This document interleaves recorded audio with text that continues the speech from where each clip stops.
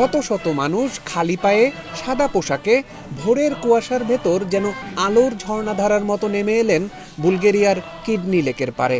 সমুদ্রপৃষ্ঠ থেকে প্রায় ৭,৫০০ ফুট উঁচুতে বরফ শীতল হাওয়ার মাঝেই তারা জড়ো হয়েছেন ডিভাইন নিউ ইয়ারকে স্বাগত জানাতে।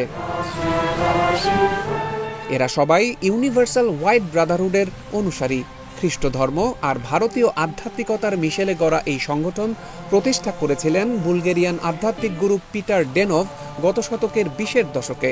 তাদের বিশ্বাস, এই বিশেষ আচার মানুষকে মহাজাগতিক শক্তির সঙ্গে যুক্ত করে। সংগঠনের নাম নিয়ে অনেকের ভুল ধারণা থাকে, তবে অনুসারীরা বলছেন এর সাথে জাতি বা বর্ণের কোনো সম্পর্ক নেই, বরং এটি আলো, আত্মার বিশুদ্ধতা আর মানবতার প্রতীক। তাদের মতে সব মানুষ চাইলে মিলেমিশে একসঙ্গে থাকতে পারে। প্রতি বছরই এই লেকের পারে এমন আধ্যাত্মিক মিলন মেলা হয়ে থাকে। ঠান্ডা কিংবা দুর্যোগ কিছুই থামাতে পারে না তাদের এই বিশ্বাস আর একাত্ম হওয়ার ডাক। বিপ্লব কিশোর দেব, ইন্ডিপেন্ডেন্ট ডিজিটাল।